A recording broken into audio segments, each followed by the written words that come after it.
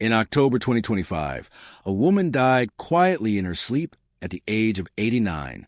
She had once been called the most beautiful woman in American politics. A classically trained concert pianist, a college queen, a debutante who married into the most famous family in the United States, the Kennedys. She stood on a podium next to her husband during one of the darkest scandals in American political history. Pregnant, terrified, and forced to smile for the cameras. She buried two presidents who were her brothers-in-law.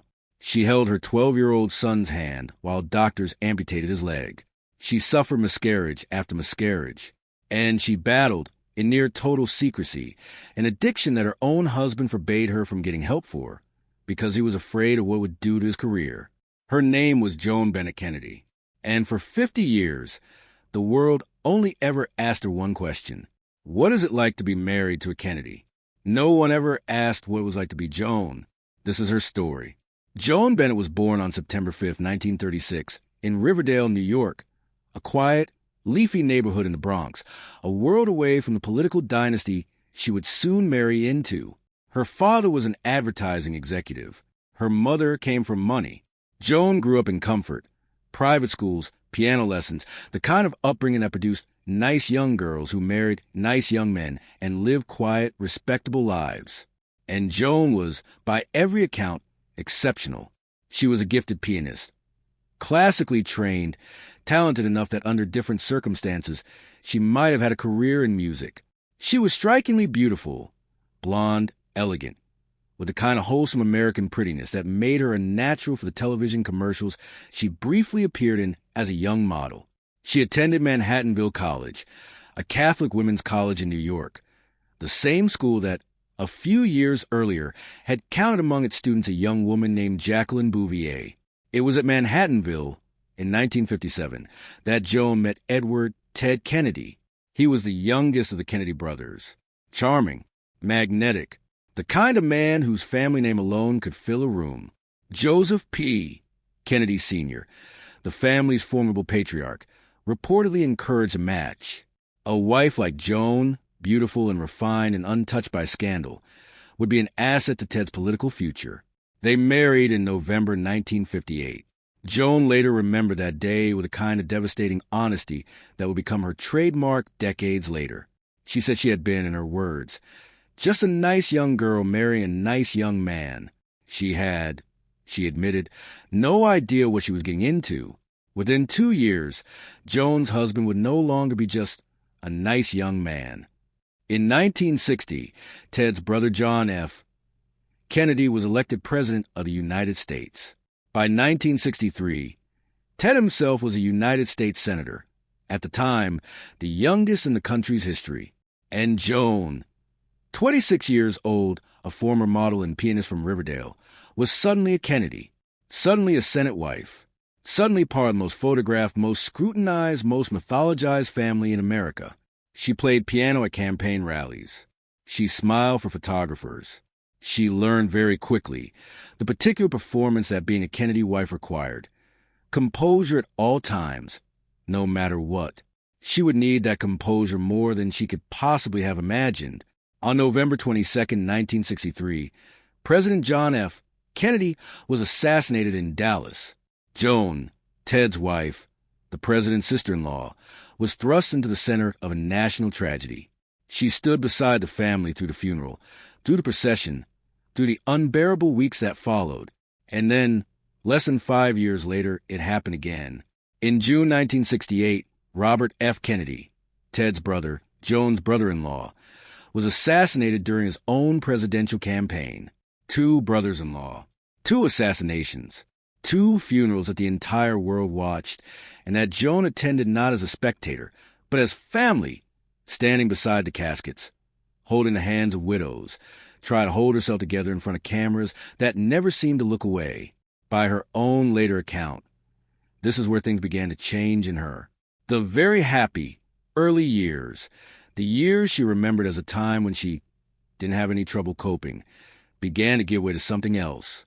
A weight she didn't yet have a name for.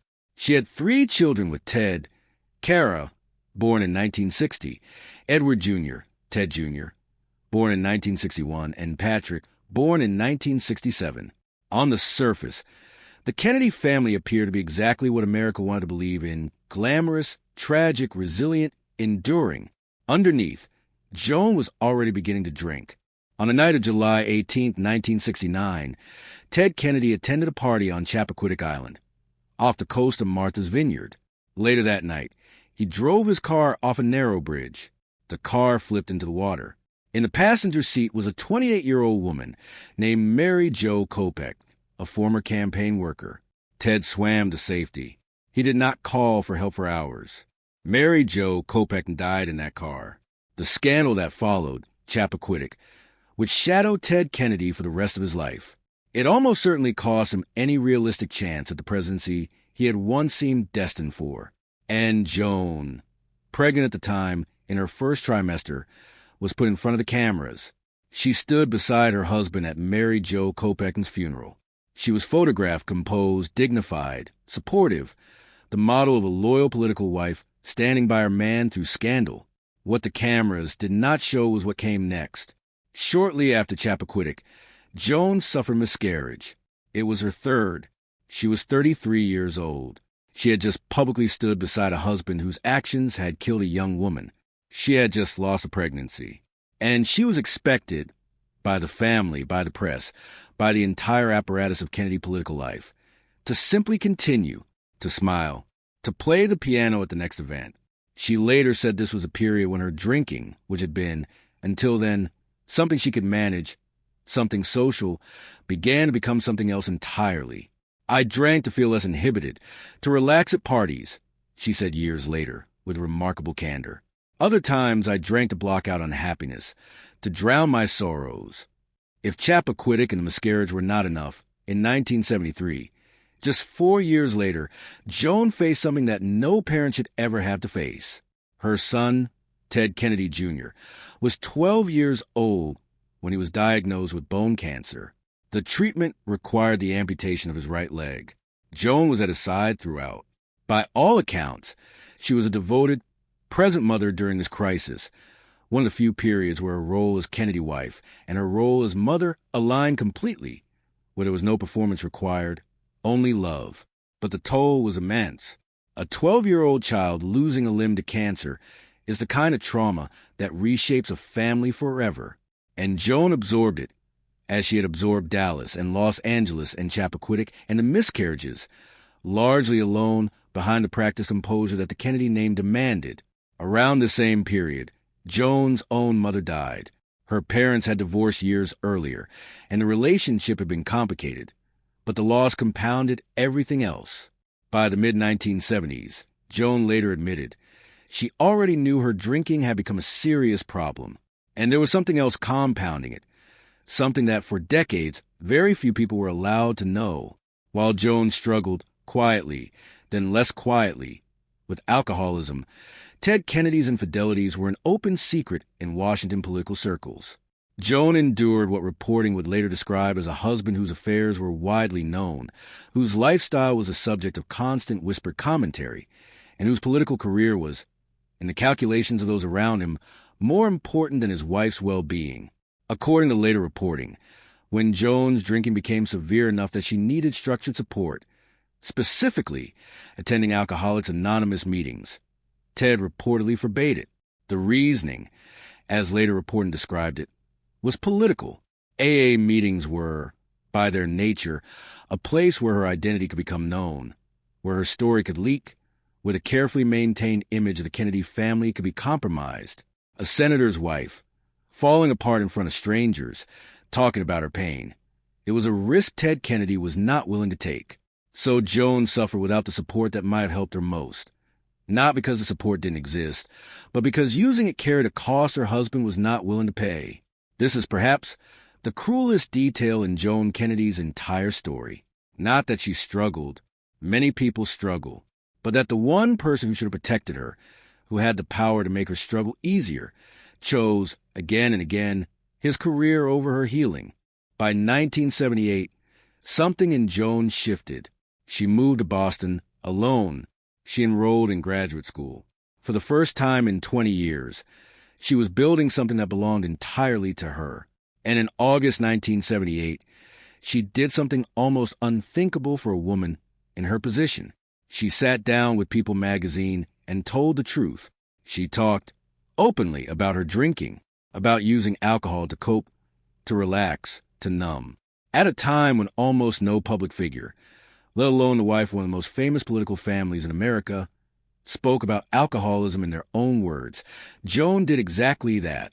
I needed space, my own space, and time to see what my needs are now and for the rest of my life, she told the magazine. It's sad to say, but I think I had to suffer an awful lot before coming to grips with myself.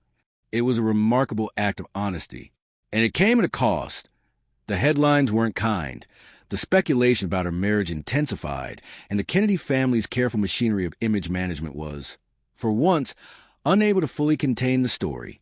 By 1980, Ted Kennedy ran for the Democratic presidential nomination against the sitting president, Jimmy Carter.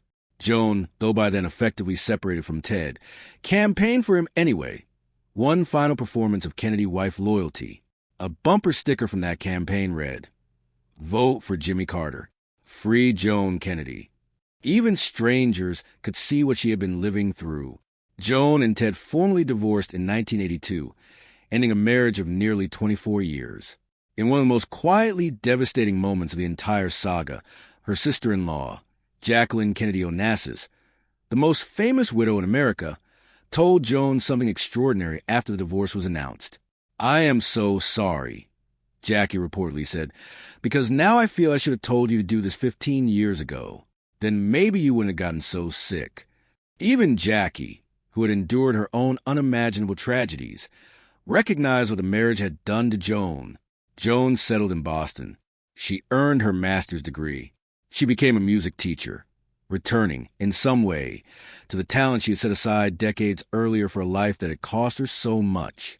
But the struggle with alcoholism did not simply end with the divorce. In 2005, a passerby found Joan passed out on a Boston sidewalk in the rain. She was hospitalized with a concussion and a broken shoulder. It was a low point so severe that her children, Ted Jr., Kara, and Patrick, intervened directly, with Ted Jr. eventually obtaining a court-ordered guardianship to manage his mother's care. The Kennedy heir who had lost his leg to cancer as a child was now, as an adult, caring for the mother who had once sat beside his hospital bed. Joan Bennett Kennedy died peacefully in her sleep on October 8, 2025. She was 89 years old. Her children's statement called her a quiet pioneer in publicly addressing challenges with alcoholism and depression at a time when few others would. It was true, but it was also, in a way, the smallest part of who she had been. She had been a gifted pianist who set aside her music for a man's career, a young bride who had no idea what she was getting into, a woman who stood, composed and smiling, beside 2 presidential funerals, a scandal that killed an innocent woman, the amputation of her own child's leg, and miscarriage after miscarriage, and was expected every single time to simply continue. She had been denied even the basic support that might have eased her suffering, because her healing was inconvenient to someone else's ambition. And in the end, she did something the Kennedy machine had never quite managed to do to anyone else in the family. She told the truth about what it cost her, quietly, honestly, decades before it was safe or fashionable to do so. The world called her Ted Kennedy's first wife. But maybe, after everything, the truer title was simply this: a survivor. Rest in peace, Joan. You deserved so much more than the world ever gave you.